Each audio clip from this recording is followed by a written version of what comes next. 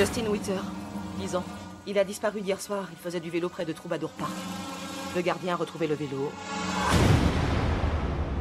Mais pas le gamin. Bonsoir à toutes et à tous, et j'espère que vous allez bien. Ce soir, j'aimerais vous parler d'un film que j'ai regardé en bonne compagnie il y a très peu de temps avec mon meilleur ami. Un film qu'il est difficile de classer. Si l'on en croit Allociné, on serait plus sur du policier, du thriller. Il y a quand même cette notion assez puissante d'épouvante, de suspense. C'est clairement le cas tout le long du film. Ça parle d'une thématique que j'avais déjà évoquée pour les plus fidèles et anciens d'entre vous dans un des premiers podcasts. Alors je vous fais un petit rappel. Avant, je vous pose quand même la question. Est-ce que vous vous souvenez ce que c'est que le frogging? P-H-R-O-G-G-I-N-G, si je me trompe pas. Je vous laisse 2 secondes pour trouver.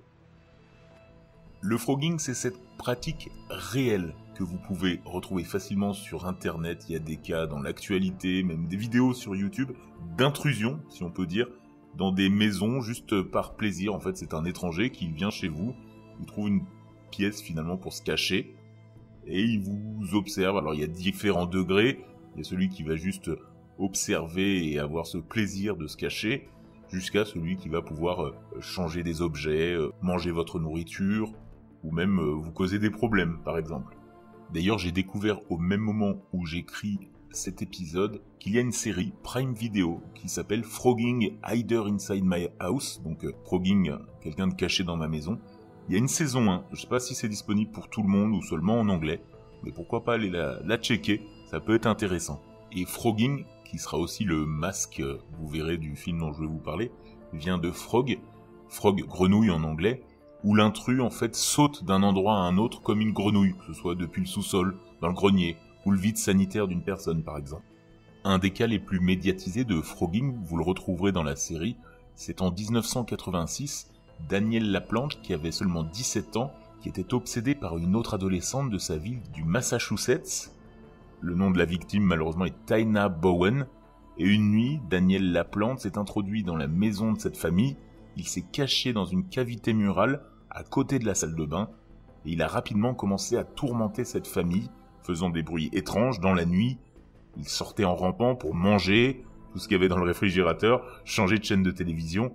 Vous verrez d'ailleurs que le film dont je vais vous parler est peut-être inspiré de cela. Bon, je viens tout de suite au film, vous inquiétez pas, on va parler d'ICU qui est sorti en 2019. L'histoire, dans une petite ville américaine, la disparition soudaine d'un jeune garçon met en alerte la police locale. L'inspecteur Greg Harper est chargé de l'enquête, mais sa vie personnelle est en pleine tourmente. Son épouse, Jackie, l'a récemment trompé et leur fils, Connor, refuse de lui pardonner. Pendant ce temps, d'étranges événements se produisent dans leur maison, des objets qui disparaissent, des bruits inquiétants qui se font entendre, et Jackie a la sensation d'être observée. Le film alterne alors entre le drame familial, l'enquête policière et une atmosphère de thriller psychologique, jusqu'à un basculement total qui change toute la perspective du récit. Je vous en dis pas plus. Je vous laisse mener l'enquête à votre manière. Vous avez carte blanche. Entendu.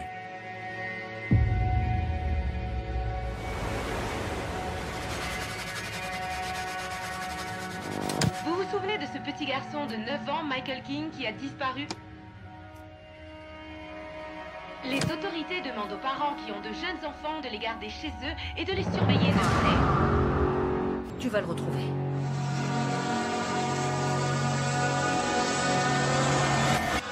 Derrière ICU, on retrouve Adam Randall, un réalisateur britannique encore peu connu, mais qui s'était déjà illustré avec High Boy en 2017, un thriller futuriste produit par Netflix.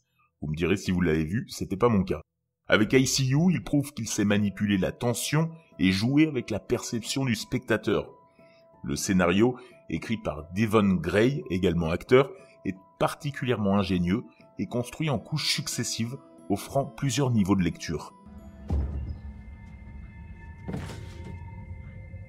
Maman?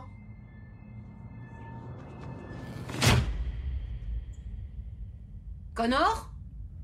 Le casting est solide, on a Helen Hunt, oscarisée pour le pire et pour le meilleur, qui incarne Jackie Harper, une femme rongée par la culpabilité et en proie à des événements surnaturels, Son jeu à l'écran est efficace, en revanche, je vous laisserai vous poser sur les doublages, que ce soit de celle-ci, donc l'actrice principale, on va dire, et de son fils.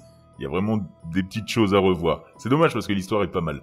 On a aussi John Tenney, habitué au rôle policier, qui avait joué dans The Closer ou Major Crimes. Il est convaincant en inspecteur tiraillé entre son travail et ses problèmes personnels. Et Judah Lewis, que vous avez sûrement reconnu du film The Babysitter, qui apporte un relief au rôle du fils en colère, avec une bonne performance, mais encore une fois, des petits problèmes de doublage à mon sens, ça n'engage que moi. Pour les points forts, la narration est astucieuse, le film commence comme un thriller surnaturel classique avant d'opérer un virage inattendu, un twist scénaristique qui, vous le verrez, divise le film en 2 parties distinctes, donnant un tout nouveau sens à ce que l'on a vu.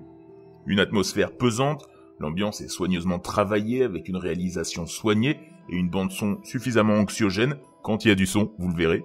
Un jeu avec le point de vue, ICU manipule constamment le spectateur, ce qui le rend particulièrement efficace, surtout lors d'un second visionnage, et un final maîtrisé, mais ça, je vous en dis pas plus. Concernant les points faibles, un petit début qui manque d'impact, une première partie du film qui prend son temps pour poser l'ambiance, ce qui peut perdre certains spectateurs, et des performances qui sont inégales. Certains acteurs sont excellents, par contre le jeu d'Helen Hunt, donc l'actrice principale, il semble parfois figé, ce qui peut nuire à l'émotion de certaines scènes. Alors mon verdict, est-il à voir ou à éviter? Si t'aimes les thrillers intelligents, avec une narration originale, ICU est une très très bonne surprise. Il joue avec les codes du cinéma de genre et parvient à surprendre là où d'autres se contentent de recycler des clichés. En revanche, si tu cherches un film d'horreur classique avec des jumpscares à gogo, là j'avoue que tu risques d'être frustré. Ma note finale, allez, 8 sur 10. Le thriller est captivant, bien construit, malgré quelques longueurs et une performance mitigée de l'actrice, mais je vous en dis pas plus parce qu'il faut vraiment rien savoir de l'histoire pour en profiter un maximum. J'espère que ça vous a plu, vous me direz ce que vous en avez pensé si vous l'avez déjà regardé ou que vous allez le faire bientôt. Moi, je vous laisse passer une excellente soirée dans le noir.